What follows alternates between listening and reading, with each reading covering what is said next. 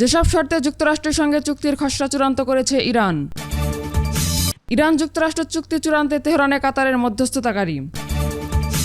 আরও জানাবো, যুক্তরাষ্ট্রের সঙ্গে চুক্তির বিরোধিতায় ইরানে বিক্ষোভ। পররাষ্ট্রমন্ত্রী আরাকচির বিরুদ্ধে স্লোগান। সর্বশেষ থাকছে, যুক্তরাষ্ট্রের অবস্থানে ক্ষোভে ফুঁসছে ভারত, উত্তেজনা তুঙ্গে।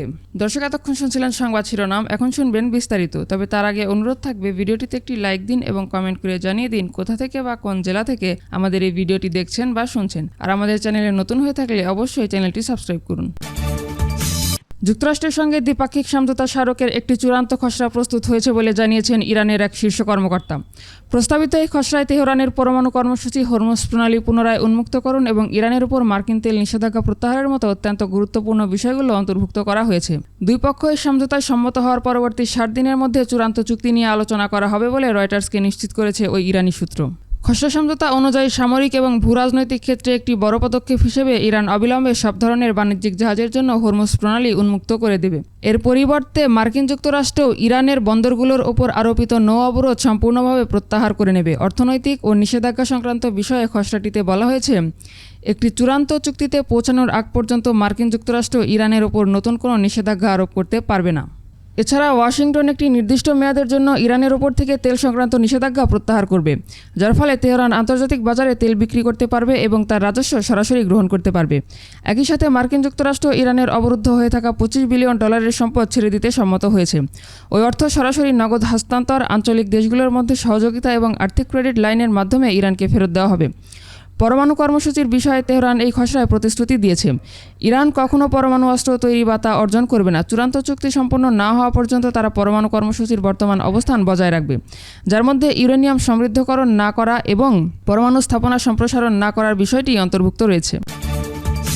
ইরান ও যুক্তরাষ্ট্র যুদ্ধবন্ধের সম্ভাব্য চুক্তি চূড়ান্ত করতে তেহরান সফর করেছেন কাতারের মধ্যস্থতাকারীরা। রবিবার ইসলামাবাদের দুজন আঞ্চলিক কর্মকর্তার বরাতে এপি এ তথ্য নিশ্চিত করেছেন। ওই দুই আঞ্চলিক কর্মকর্তা জানান, ইরান ও যুক্তরাষ্ট্র যুদ্ধ শেষ করার একটি চুক্তি আরও কাছাকাছি পৌঁছেছে, কারণ চুক্তিটি চূড়ান্ত করতে কাতারের মধ্যস্থতাকারীরা রবিবার তেহরানে গেছেন। গণমাধ্যমের সঙ্গে কথা বলার অনুমতি না থাকায় নাম প্রকাশ না করার শর্তে তারা জানান, যুক্তরাষ্ট্র ও ইরান অবশেষে এমন একটি চুক্তির কাছাকাছি পৌঁছেছে যা হাজার হাজার মানুষের প্রাণহানি ঘটানোর সংঘাত বন্ধ করতে এবং হরমুজ প্রণালী পুনরায় খুলে দিতে পারে। এর আগে মার্কিন প্রেসিডেন্ট ডোনাল্ড ট্রাম্প এবং পাকিস্তানের প্রধানমন্ত্রী শাহবাজ শরীফ শনিবার বলেছেন, চুক্তিটি রবিবার স্বাক্ষরিত হতে পারে। এই সময় ট্রাম্প আরও বলেন, চুক্তি স্বাক্ষরের পরপরই হরমুজ প্রণালী খুলে দেওয়া হবে। অন্যদিকে ইরানের পররাষ্ট্র মন্ত্রণালয়ের মুখপাত্র ইসমাইল বাঘাই বলেছেন, চুক্তিটি আগামী কয়েকদিনের মধ্যেই হতে পারে। চুক্তিটি কোনো সশরীর উপস্থিতির অনুষ্ঠান ছাড়াই ইলেকট্রিকভাবে স্বাক্ষরিত হবে বলে আশা করা হচ্ছে। যদিও কখন বা কিভাবে ওই স্বাক্ষর অনুষ্ঠিত হবে তা এখনও স্পষ্ট নয় বলে জানিয়েছেন ওই কর্মকর্তা। তাদের ভাষ্যমতে এই চুক্তিটি যুক্তরাষ্ট্র ও ইরানের মধ্যকার সবচেয়ে জটিল সমস্যাগুলোর সমাধান করতে পারে। কর্মকর্তারা আলোচনা পরিচালনায় পাকিস্তানের মাসব্যাপী প্রচেষ্টার কথা বর্ণনা করেছেন, যেখানে উভয় পক্ষকে আলোচনা কক্ষ ছেড়ে চলে যাওয়া থেকে বিরত রাখতে সংগ্রাম করতে হয়েছে এবং একাধিকবার আলোচনা পুরোপুরি ভেস্তে যাওয়ার কথাও বলেছেন তারা। আলোচিত চুক্তি অনুযায়ী ইরানের ক্ষেপণাস্ত্র এবং পারমাণবিক কর্মসূচি ধ্বংস করা এবং এর প্রক্সি শক্তিগুলোর প্রতি সমর্থন বন্ধ করার মূল লক্ষ্য পূরণে যুক্তরাষ্ট্র ও ইসরায়েল ব্যর্থ হয়েছে বলে মনে হচ্ছে। এই চুক্তিতে কিভাবে এই বিষয়গুলোর সমাধান করা হবে বা এগুলো চূড়ান্ত চুক্তির অংশ হবে কিনা তা স্পষ্ট নয়। এদিকে সোমবার থেকে শুরু হতে যাওয়া G7 শীর্ষ সম্মেলনে ট্রাম্প হরমুজ প্রণালী থেকে মাইন অপসারণ নিয়ে আলোচনা করবেন বলে আশা করা হচ্ছে। জলপথটি তেল, প্রাকৃতিক গ্যাস এবং সারের মতো সংশ্লিষ্ট পণ্যের উল্লেখযোগ্য পরিবহনের জন্য অত্যন্ত গুরুত্বপূর্ণ এবং এটি কার্যকরভাবে বন্ধ হয়ে যাওয়ায় বিশ্ব অর্থনীতিতে বড় ধরনের ধাক্কা লেগেছে। উল্লেখ্য, এই চুক্তির অগ্রগতি এসেছে সপ্তাহের শুরুতে ইরান এবং যুক্তরাষ্ট্র এবং ইসরায়েলের মধ্যে সংঘাতের পর, যা যুদ্ধবিরতি ভঙ্গ করে মধ্যপ্রাচ্যকে আবার যুদ্ধের দিকে ঠেলে দেওয়ার হুমকি সৃষ্টি করেছিল। 7 এপ্রিল থেকে একটি ভঙ্গুর যুদ্ধবিরতি কার্যকর রয়েছে। যুদ্ধবন্ধে তেহরান ওয়াশিংটন একটি সমঝোতা চুক্তির আলোচনা যখন চলছে, তখন তার বিরোধিতা করে বিক্ষোভ হয়েছে ইরানে। কট্টরপন্থীদের এই বিক্ষোভ থেকে ইরানের পররাষ্ট্রমন্ত্রী আব্বাস আরাকচির বিরুদ্ধে স্লোগানও ওঠে। গত 28 ফেব্রুয়ারি শুরু হওয়া এই যুদ্ধবন্ধে সমঝোতা চুক্তির আলোচনা প্রায় চূড়ান্ত করে এনেছে যুক্তরাষ্ট্র ও ইরান। আজ রোববার এই চুক্তি সই হবে বলে যুক্তরাষ্ট্রের পক্ষ থেকে দাবি করা হচ্ছে। সমঝোতা চূড়ান্ত বললেও ইরানের পক্ষ থেকে চুক্তি সইয়ের সময় নিয়ে সংশয় রাখা হয়েছে।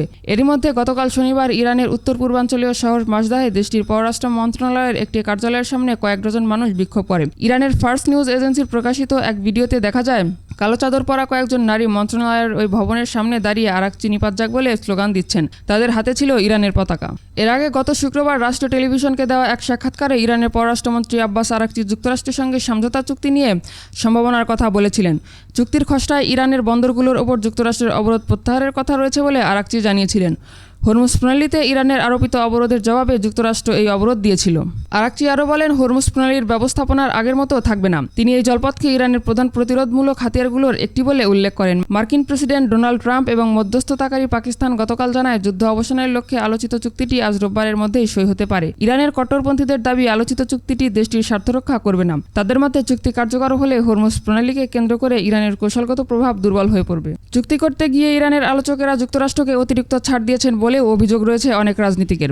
এদিকে সামাজিক যোগাযোগ মাধ্যমে ছড়িয়ে পড়া আরও কয়েকটি ভিডিওতে রাজধানী তেহরানের পররাষ্ট্র মন্ত্রণালয়ের ভবনের সামনেও বিক্ষোভ দেখা গেছে। তবে এএফপি স্বাধীনভাবে এসব ভিডিওর সত্যতা যাচাই করতে পারেনি। ওই ভিডিওগুলোতে দেখা যায় বিক্ষোভকারীরা আরাকচি ও ইরানের পার্লামেন্টের স্পিকার মোহাম্মদ বাঘের গালিফাফের পদত্যাগের দাবি জানিয়ে স্লোগান দিচ্ছেন। সম্ভাব্য চুক্তি নিয়ে ইরানের ভেতরে রাজনৈতিক বিভাজন ক্রমে স্পষ্ট হয়ে উঠছে। একদিকে সরকার যুদ্ধের অবসান ও অর্থনৈতিক চাপ কমানোর সুযোগ দেখছে, অন্যদিকে কট্টরপন্থীরা মনে করছেন এতে দেশের কৌশলগত অবস্থান দুর্বল হয়ে পড়তে পারে। মার্কিন নৌবাহিনীর হামলায় 3 ভারতীয় নাবিক নিহতের ঘটনায় ভারত যুক্তরাষ্ট্র কূটনৈতিক উত্তেজনা তীব্র আকার ধারণ করেছে। ভারতের পক্ষ থেকে ওয়াশিংটনকে স্পষ্টভাবে জানানো হয়েছে, বেসামরিক জাহাজে হামলা কোনোভাবেই গ্রহণযোগ্য নয়। এ নিয়ে ভারতের পররাষ্ট্রমন্ত্রী এস জয়শঙ্কর মার্কিন পররাষ্ট্রমন্ত্রী মার্কো রুবিওর সঙ্গে ফোনালাপে তীব্র প্রতিবাদ জানিয়েছেন। পরবর্তী সময়ে সামাজিক যোগাযোগ মাধ্যম এক্সে তিনি লেখেন, গালফ অঞ্চলে মার্কিন নৌবাহিনীর হামলায় 3 ভারতীয় নাবিকের মৃত্যু নিয়ে ভারতের কঠোর আপত্তি পুনর্ব্যক্ত করছি। বেসামরিক বাণিজ্যিক জাহাজে প্রাণঘাতী হামলা কোনোভাবেই ন্যায্য নয়। তবে ভারতের প্রতিবাদ সরাসরি প্রত্যাখ্যান করেছে যুক্তরাষ্ট্র। দেশটি উল্টে সতর্ক করে বলেছে, ইরানের তেল রপ্তানির ওপর আরোপিত অবরোধ ভাঙার চেষ্টাকারী যে কোনো জাহাজ ডুবিয়ে দেওয়া হতে পারে। মার্কো রুবিও বলেন, মার্কিন অবরোধ লঙ্ঘন এবং ইরানি তেলের অবৈধ পরিবহন কোনোভাবেই সহ্য করা হবে না। টেলিগ্রাফ ইন্ডিয়ার প্রতিবেদনে বলা হয়েছে, রুবিওর অনুতাপহীন প্রতিক্রিয়া ভারতের সর্বস্তরে তীব্র ক্ষোভের জন্ম দিয়েছে। গত এক সপ্তাহে ভারতীয় নাবিকদের পরিচালিত 3টি ট্যাঙ্কারে হামলার ঘটনায় পরিস্থিতি আরও জটিল হয়ে উঠেছে। রুবিও স্পষ্ট করেছেন যে এই হামলা নিয়ে ভারতের ক্ষোভ সত্ত্বেও ওয়াশিংটন তার অবস্থান পরিবর্তন করবে না। এ নিয়ে কংগ্রেস সাংসদ শশী থারুর বলেন, সরকারি মার্কিন এই বিবৃতিটি পড়ে আমি গভীরভাবে হতবাক হয়েছি, যেখানে নিরীহ ভারতীয় প্রাণহানির জন্য কোনো ধরনের দুঃখ বা সমবেদনা প্রকাশ করা হয়নি।